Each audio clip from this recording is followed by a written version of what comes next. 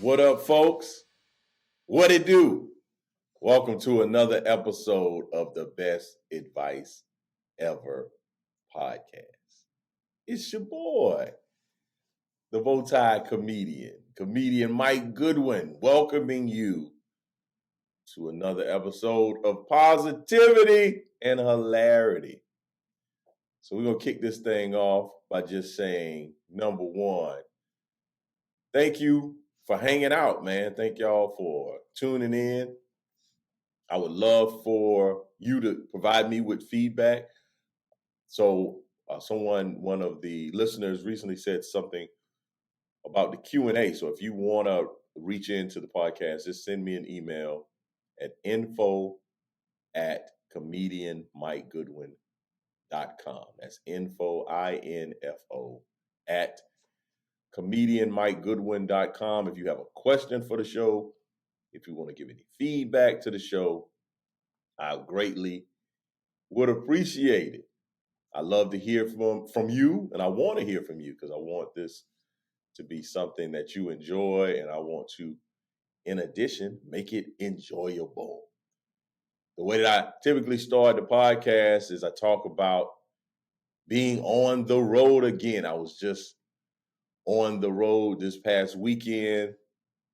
Very interesting experience. I flew into Louisville, Kentucky.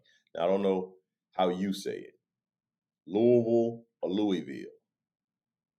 Being from the South, we have a particular way of saying things. And so I've picked up different parts of the country say different things. For instance, some people say soda, some people say pop, some people say Coke, and they just talking about soda in general. Another thing that people say often in the South, we say we're going to the grocery store. We're going to buy groceries. In other parts of the country, they're going to make groceries. It's just different regions, different parts. So that's one of the beauties of our nation. And I was in Louisville.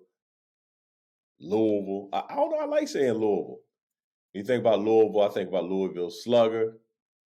I think about the great Muhammad Ali and the Louisville Cardinals. That's a pretty prominent university, and you can't go into Louisville without seeing that Cardinal, without seeing that bird. Well, I had to fly. I could have flew into Louisville or Indianapolis because I was going to Montgomery, Indiana, to do a corporate Christmas event.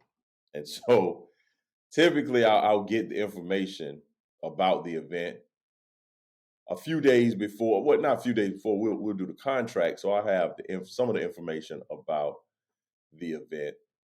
And so as I was doing my preparation and looking at the information, I read the description of the audience. Let me read what it says here. So because in our contract, there's a portion that says audience. This audience description, this is what it read. It said, majority will be Amish/Mennonite, some English. Now, if there's a group of people that I know very little about, it's the Amish. Like, your boy is no reference point with the Amish. I got a comedian buddy, John Chris. He's has an Amish family and has Amish roots. And we've done some shows in areas that were deemed to be kind of Amish. We were in Pennsylvania. I think Pennsylvania is a hotbed. I don't know if Amish and hotbed need to go in the same sentence. But he's spoken about the Amish, and then he's had, this very interesting haircut and beard combination. That was a shout out to the Amish. I think that, I don't know, because Mike Goodwin grew up in Camden, South Carolina. And what I do know is there aren't any Amish in Camden, South Carolina, or when I was being reared. I did not go to school with the Amish. So I'm just like, that's a community, that's a subculture that I have very little internal information about. Then you Amish / Mennonite, which, yeah, I'm drawing a blank there too. So there was a little bit of concern. So I did my research, everybody, in terms of, I got to quit saying, that's my filler word, So I got to be very mindful to not say, But as I was doing my research, and I don't know how you do research, but a big part of my research involves me finding myself on a Wikipedia page. That's what I'm saying, research. I'm probably on the Wikipedia page. So I'm looking at the Amish, I'm looking at the Mennonites.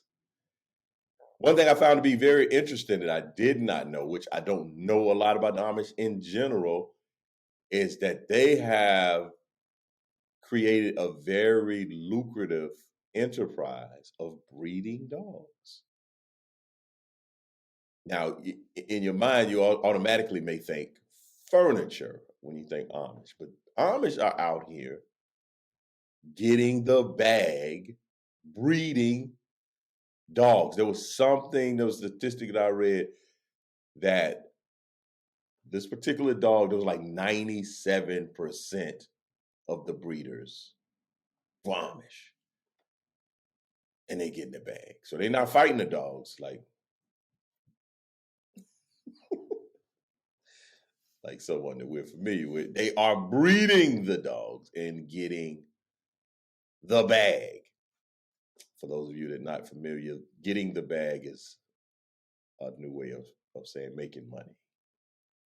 Making a lot of money. Getting the bag.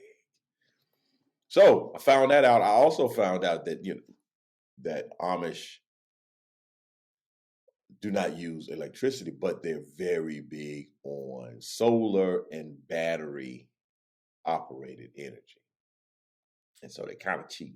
That's what they kind of doing out here. Matter of fact, I made a joke during the show as I was wrapping up about social media, and I was telling the folks, hey man, if you want to stay up to date of what Mike Goodwin has going on, I don't know why I just did that in third person, but what I have going on, you can follow me on social media. So I made a comment to the Amish portion of the audience and say, hey, even if some of y'all are sneaking on to social media, that received a big response. People were very, very responsive, say, hey man, you hit the nail on the head as it relates to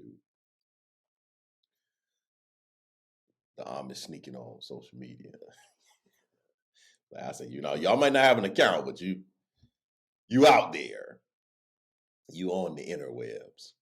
So yeah, that was a very interesting, it was a corporate event for a lumber manufacturing metal company. Great event. It was a great event, but it was a little unnerving because, again, I think part of my growth and elevation as a person is rewiring my mindset. Through the course of my life, I'm not a negative person, but I can be very critical and cynical. So negativity and criticism and cynicism probably are first cousins. And in general, I'm a pretty positive guy. I have a great positive outlook on life. I think things are getting better and better. I think tomorrow is going to be better than today. So I have an internal optimism. I have a belief and a faith in a creator that wants me to have good things in my life will be a life that exhibits happiness, joy, peace, long suffering, all the fruits. So I have a pretty solid, positive mental disposition, but I'm easily aggravated and I'm overly critical. I have the propensity to be very critical. Part of that is the beauty of comedy because I'm very observant. So when I see things, I lean sometimes on the pessimistic side of things or the cynical side of things as opposed to the benefit of the doubt, positive thought. So I have that internal mechanism that I'm shifting, that I'm cultivating a more abundant, positive, optimistic outlook. And it's a process. I just don't wake up every day and like Mr. Rogers, I'm throwing on my sweater, which I'm rocking my fraternity sweater. I got a buddy of mine that's a listener. He said he can't watch the video because he's a member of another organization. I don't know why this is a problem, but he has to listen to the audio. So I had to, and I've had to be very mindful of my mind. My pastor says, think about what you're thinking about. And typically, I look at events or opportunities or gigs, shows that I have coming up. And if I look at it, there's certain ones that automatically make me feel like, oh man, we're gonna have a great time. It's gonna be a wonderful time. Typically, if the shows are in the South, if they're at a church, if it's an event for couples, I'm like, oh baby, let me at them, let me get it. Then when I travel to certain parts of the country, I'm like, okay, my southern, I don't have people like, I really enjoyed your southern comedy. I don't have southern comedy, but my southern upbringing and my topics, there's some things I don't have to explain when I'm in the South. But when I go to different parts of the country, you can't take for granted that folks know that when the sun is shining and it's raining outside, that the devil's beating his wife. Like, I can say that in the South almost anywhere, and everybody knows what I'm talking about. I go a little further north, the Midwest, and people are looking at me like, excuse me, what is this that you're talking about? Something interesting happened too. I do a joke about George Foreman, and I talk about legacy. And so the joke basically is that George Foreman is remembered for a cooking apparatus, a grill, but he's a boxer, a very highly decorated boxer. And the woman at my table was like, I didn't know George Foreman did all those things. Like, so I was outlining what he had accomplished and then also highlighting what he's known for. So what he accomplished is not what he's known for. And so I found it to be very hilarious that she was like, I knew nothing. All I knew about George Foreman was the grill. So, yeah, so you can't take for granted that when you're in different parts of the country, that your content or material will be received in the same manner. So, if an event like this past weekend, for me going, it's a corporate event. So sometimes in corporate events, you're a little limited in what you can talk about, especially as it relates to religion.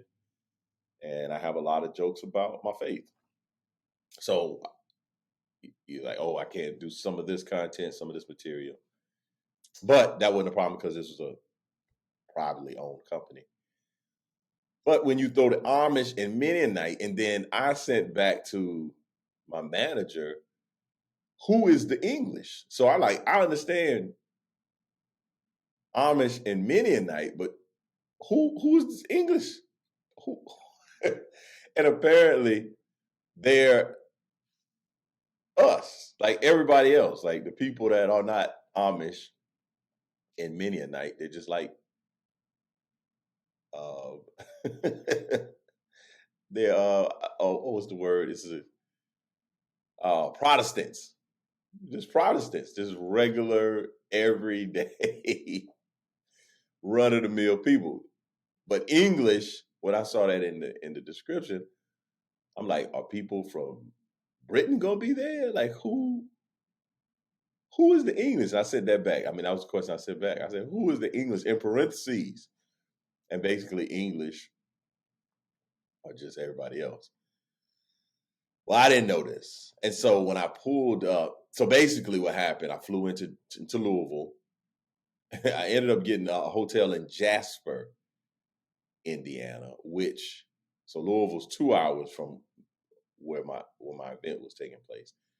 Jasper was about 45 minutes from the venue. So that cut out about 30 minutes of my travel time the next day because I still had to go back to Louisville to fly back out. So instead of getting up and having a 2-hour drive, I was up and I had an hour and a half drive, which very interesting how some of the dynamics work. So I'm in Jasper, I have to go from Jasper to Montgomery. Well, there you go. So as I leave, you put the coordinates in your GPS and you head out. And the event was taking place at this school in the gymnasium. It's a church that has a school in the gymnasium. But where my GPS was taking me, it looked like someone's home or residence.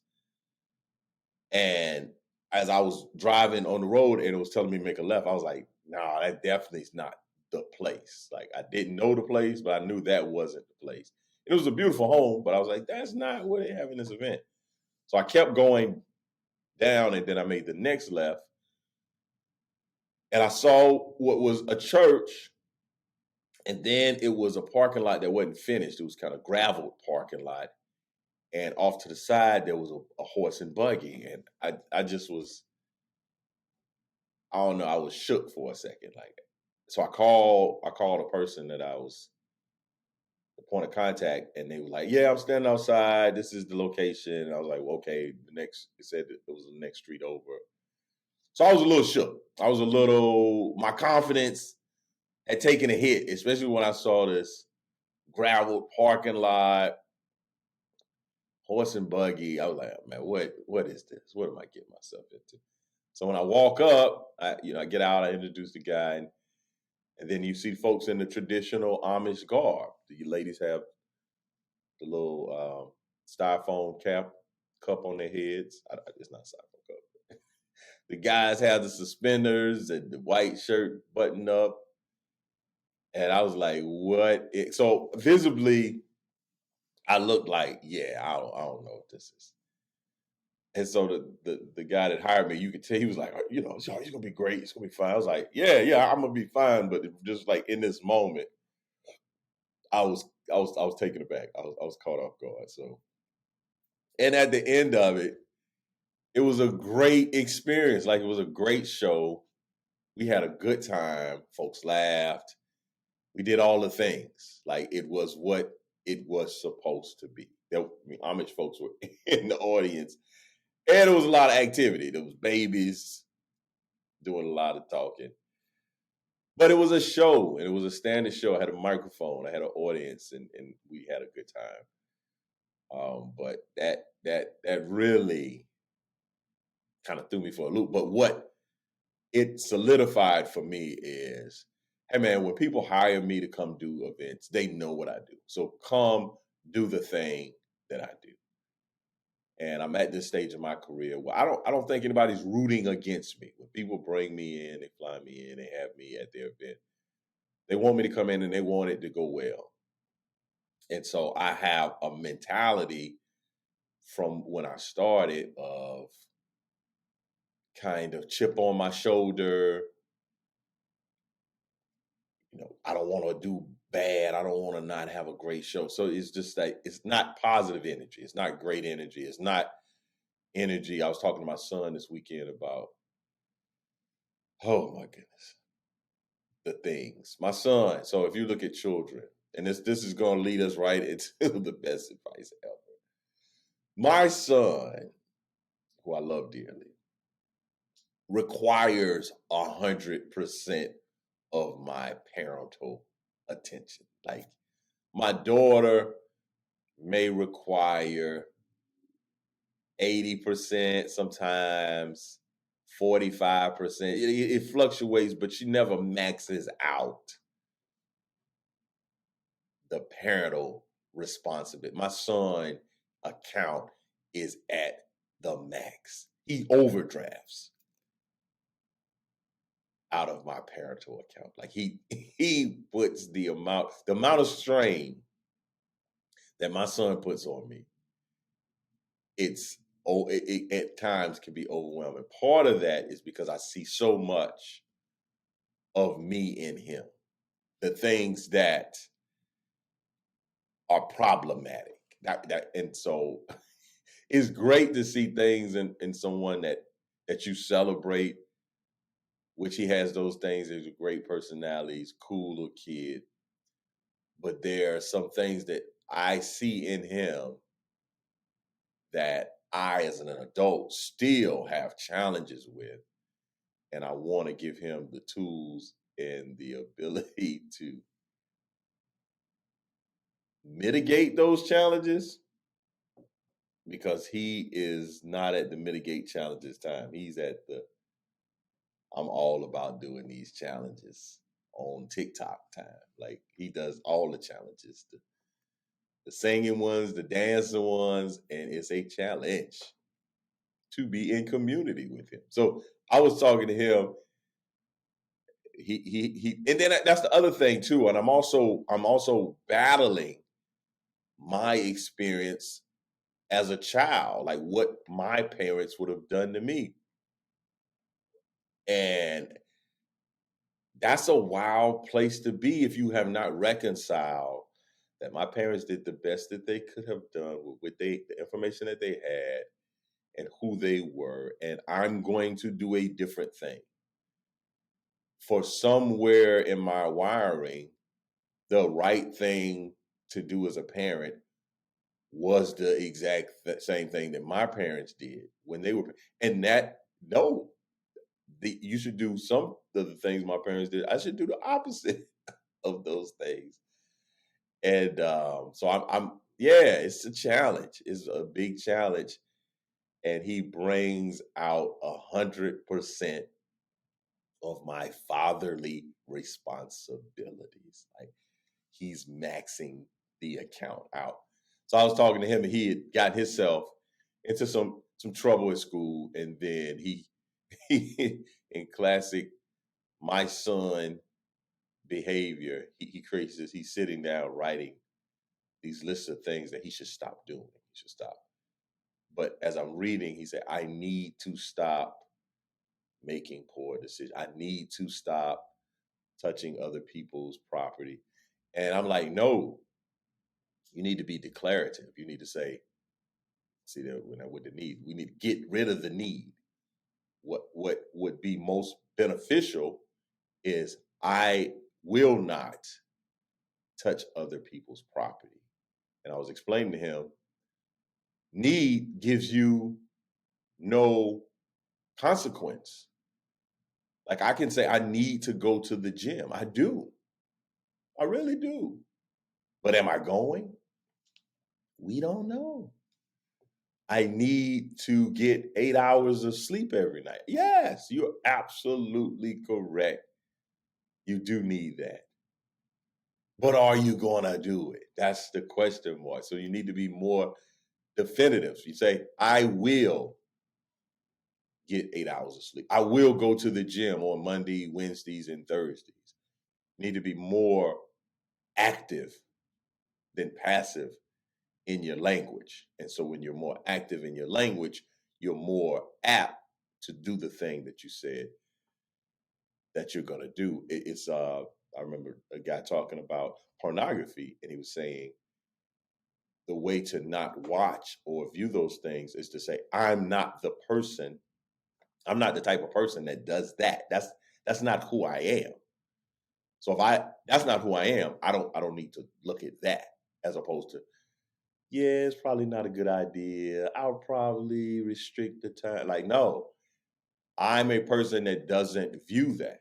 And so now that's how I operate in life. And so this has all led me to what I will present today is the best advice ever. Audit your relationships. Do a relationship audit. Now, as I was thinking about this, I was going to make this more specific to parenting. And I was going to talk about, as a parent, we need to audit our relationship with our children. And what I thought, like, I had the aha moment on one of those commutes back to the airport, was as I think about being a good parent, I had a revelation of, who I ideally am the best parent for? Is for the younger version of myself.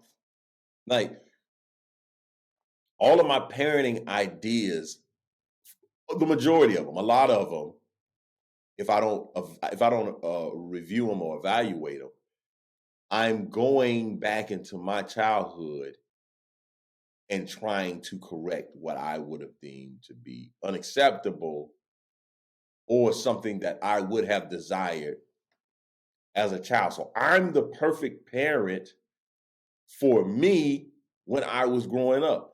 You know the problem with that? I'm not raising me.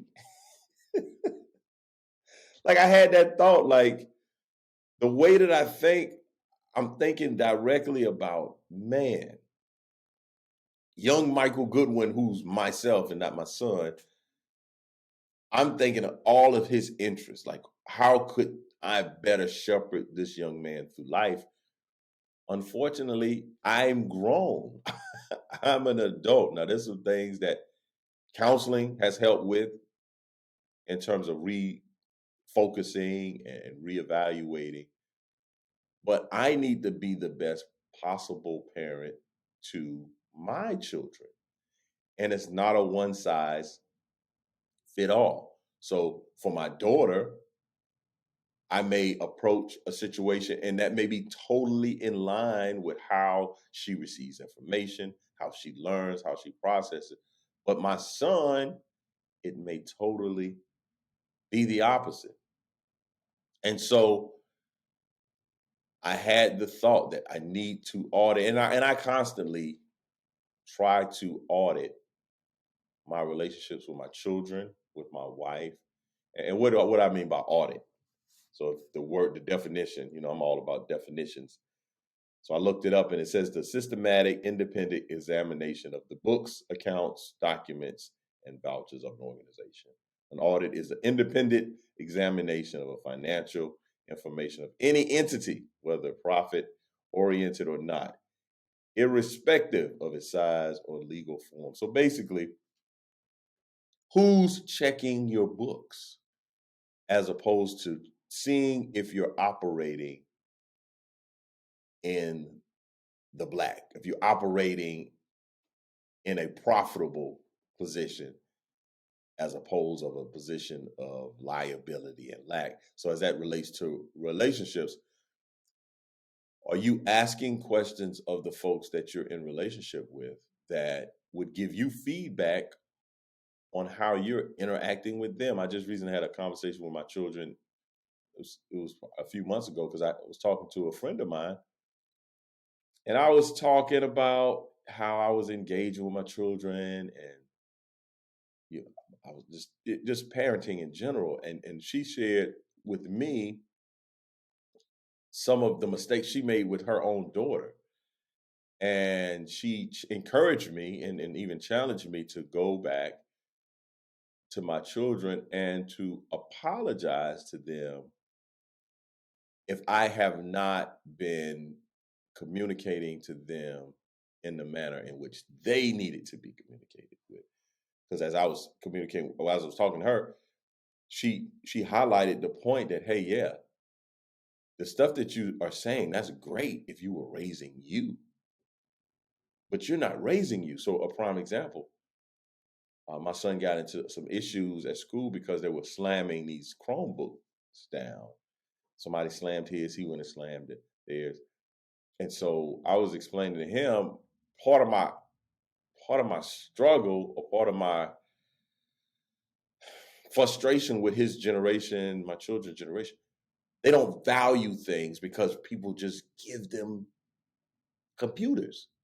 Like when I was in school, nobody gave you a computer. Like you were privileged if your family had a computer. I mean, I can remember my first word processor that I bought, and that it didn't have a screen.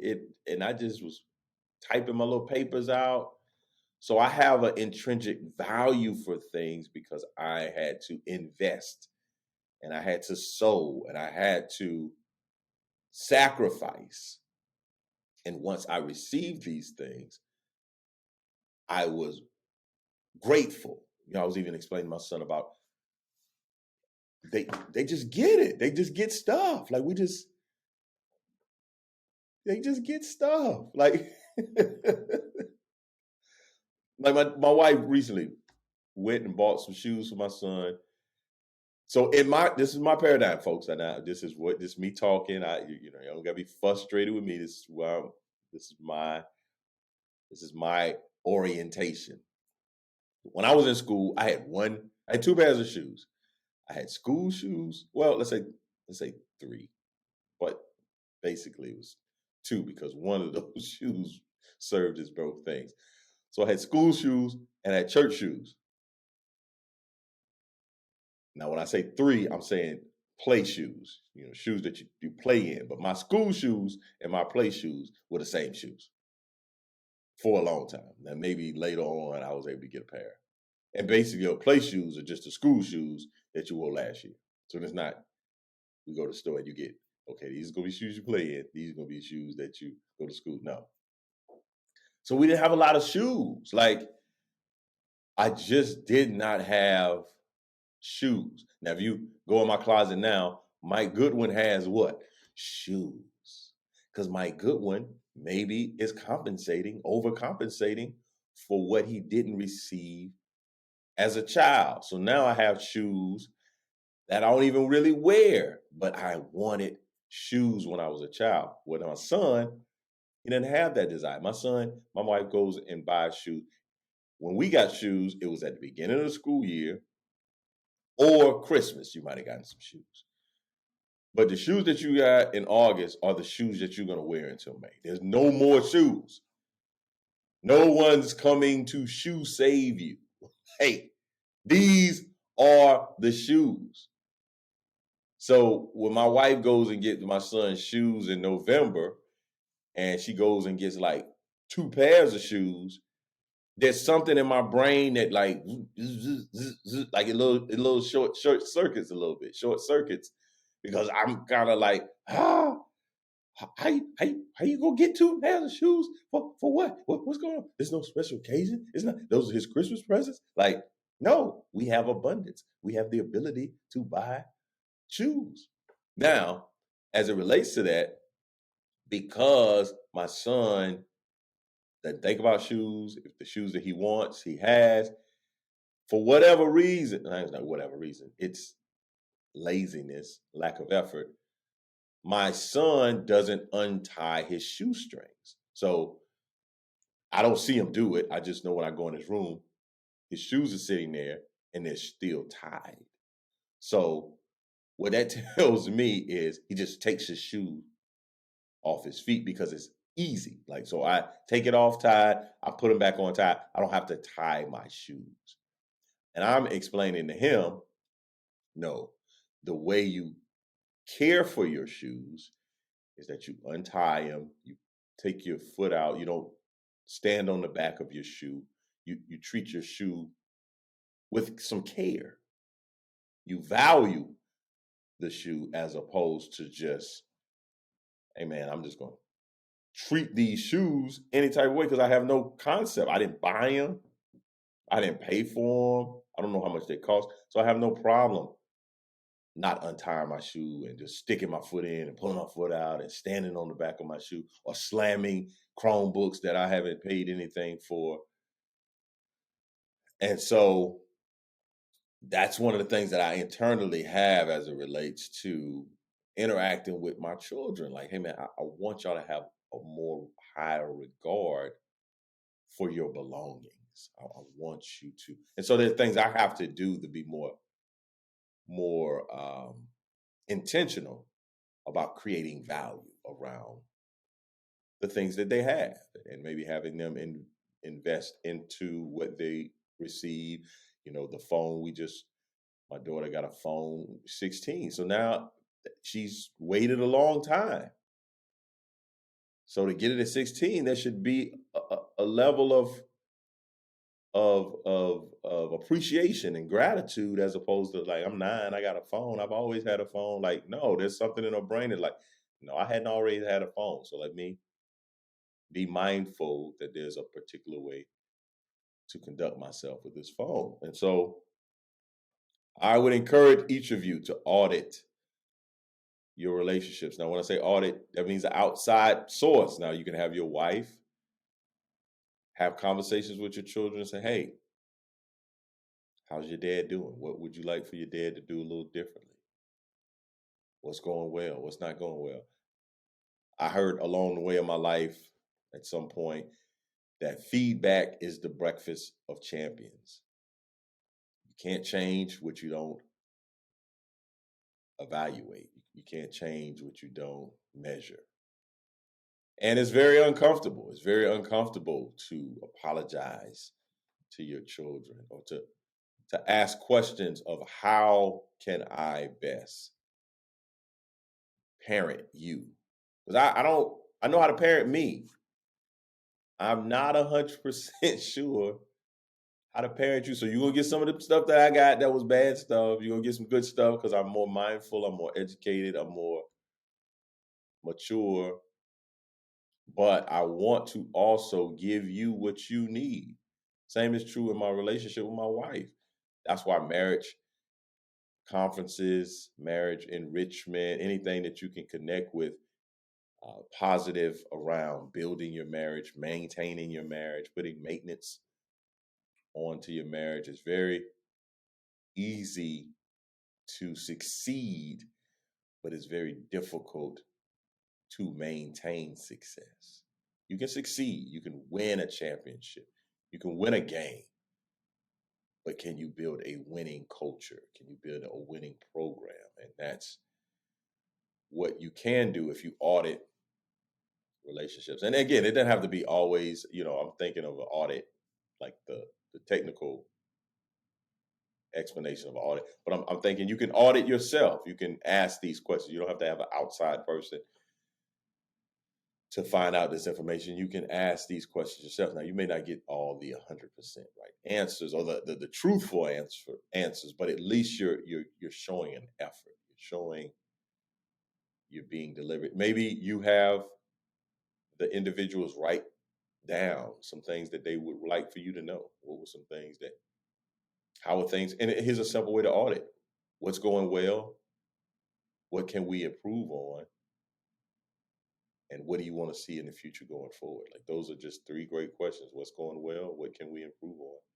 And what would you like to see in the future going forward? Those are 3 things that you can ask and evaluate. And so hopefully me sharing my current, and this is real, like I'm in it. My son is 12, so we're not even. We're just at the precipice, if that means the beginning. I think that's what it means. We got one of my favorite lines from a poem is basically says that we have miles to go. Let me see, miles to go. I was gonna get it. I'm gonna get it for my wall. The woods are lovely, dark, and deep, but I have promises to keep and miles to go before I sleep. Miles to go before I sleep. I try to tell myself that's from Stopping by the Woods on a Sunny, Snowy Evening by Robert Frost. With my son, I have miles to go before I sleep. Miles to go. So hopefully that's been encouraging to you for the best advice ever, man. Thank y'all so much for checking in. We'll do a quick what you're not going to do, because what I'm not going to do is get an hour of this presentation, of this podcast hopping. There's a couple of things that I saw that was a little wild in the what you're not going to do. So let me grab, let's say, here's one from Wisconsin. Janesville, Wisconsin, a message spray painted on a 2-story rental home accuses the tenant of not paying her rent. The tenant says she considers the spray painted message slander and does not dispute that she has not paid rent in some time. Hey, in some time, that means you ain't paid rent in about 6 months. When you say sometime, it's easy to say a few months. Sometime, she hadn't paid rent. What you're not going to do is not pay rent for some time. So she has not paid rent for some time. She told the Janesville Gazette the property has maintenance violations and she doesn't think people should have to pay for housing that isn't kept up. Her landlord has denied putting the message on the house, but says he won't remove it. I don't know what the message says. Does the message say, cheapskate? Huh? Pay your rent? What does the faded jive turkey? So what you're not going to do is spray paint. Who would spray paint somebody's house that's not paying rent, that's not the landlord? Because I don't think, I own some property. I don't think I would spray paint my own property to get a message. There's other ways to tell folks, hey, you need to pay your rent. There's quite a bit of ways to do that as opposed to spray paint your property. What you're not going to do is not pay your rent, people, especially in Wisconsin, because it's cold. Hey, I bet you the homeless population is very low at this time of the year in Wisconsin. No, sir. No, ma'am. What you're not going to do is spray paint somebody's house because they ain't paying their rent. Unless it is some time. I've not paid in some time. So again, please send in questions for Ask the Bowtie. I also wanted to address, there's a segment that I sometimes do called the Church of Prime Time. Shout out to Deion Sanders, Coach Prime Time, Coach Prime, for accepting the job at Colorado. There's been a lot of my Facebook, my social media feed. There's a lot around his decision, him leaving. Why is he leaving? Is this he's been a charlatan? Like it's wild. Number one, I typically don't talk about other grown people's money. That's just not my lane. Like live your life how you want to live your life. I'm not an alumni of Jacksonville State. I'm not an alumni of Colorado. I will continue to follow what Jacksonville. I see you saying Jacksonville. Jackson State. I'll keep following Jackson State. I'll follow now the University of Colorado because I'm basically seeing what Coach Prime is up to. I'm a fan. If I had eligibility and I ain't even like football, I would probably find a way to go play for Coach Prime. Now they showed a clip recently where he was talking to the team. It didn't seem, there's a lot of folks on social media like, why tear down these young men? And look, we can evaluate what people do. That's our choice. That's our right, so to speak, with social media especially. You can just go on and voice your opinion. I've always had the thought that I don't care to hear everybody's opinion. There's just certain people's opinions I want to hear. I don't want to hear everybody's opinion. So there's some of that stuff that I see online, and I don't care about your opinion, and that is your opinion. And that may sound harsh. I may be a caveman, but are you a coach? Are you a parent of a student that is considering Colorado or Jackson State? Everybody loves they don't think this is going to be a good job. This is a dead end job. Like, we're going to see. We are going to see what happens out of this. But what I will say as it relates to this situation, what I do understand more than anything, that Coach Prime is a father. And in many ways, he's shepherding his son's athletic career. So two things can be true at the same time. Coach Prime wants to coach college ball, and he also wants to coach his son and give his son the best athletic opportunity that's available. So that, I think, is his motivation for how he's gone about with the decisions that he's made. Now, in some cases, it seemed a little, I think a lot of the pushback from what folks are talking about is he was starting a movement of Black coaches at HBCUs, Black high-profile coaches that can bring notoriety, fame, spotlight to an area. And so he was leading the movement, and I don't think that it was a movement. I think he said some things that made folks understand that, hey, I'm gonna be here for a couple of years. I'm not just here for a year and I'm going. But I definitely didn't think that he would be there like Eddie Robinson. And then what is swag? There's a lot of layers. And our community, Black folks, man, Black folks, there's some things that are very near and dear, and HBCUs are, even if we didn't attend one, even if we didn't take one day and sit in one class and attend one lecture, there's a lot of feeling around HBCUs and how they aren't at the level of the PWIs, the predominantly white institutions, and even you bring in the NFL in. So there's a conversation around power dynamics with football, where the majority of the players are African American, but the minority of the coaches are African American. And Dion, he's going to be the savior of HBCUs in some of the narratives that are being communicated. So my take on it is, this is just a father, a Black father, but this is a father that's trying to get his son the best opportunities. And in doing that, it's a win for him as a coach to be at a higher level, to get his son a bigger opportunity. And then also, if he goes to Colorado and win, I don't know. I don't know Deion Sanders. That's the thing. What we know, and I don't know enough to really keep talking about this. Like, I know just enough. I've read some memes. I've watched it from afar, but I'm not invested.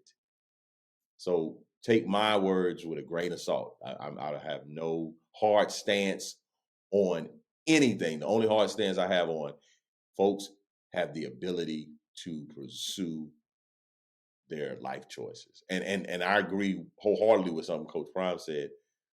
As it relates to college coaching, coaches either get promoted, elevated, or terminated. That was his language. You get elevated or terminated. And that's just what it is. If Coach Prime went 0-12 this season, who's to say school wouldn't have been like, hey man, this was a great little experiment, but it's time for you to go coach. So unfortunately, folks want to be invested in this discussion. I have no interest in this discussion. He's the coach at Colorado now. All the dynamics that plays itself out, those conversations will be had. I have no interest in the dialogue of it. But if you have a specific question for me as it relates to the Church of Prime, hopefully we'll have some new nuggets and some new information to share. Thank y'all so much for tuning in again. You've listened to another episode of the Best Advice Ever podcast with Mike Goodwin. Please follow me, Mike Goodwin, on social media.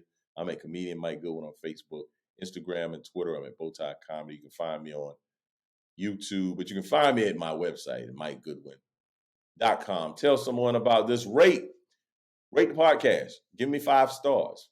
Give me no stars, 1 star. You do something. Say, hey, man, this is what I really enjoy this. It helps me get through my cardio session at the gym or whatever it does. But again, until next week, thank y'all so much for hanging out with me. I'll holler at you next time.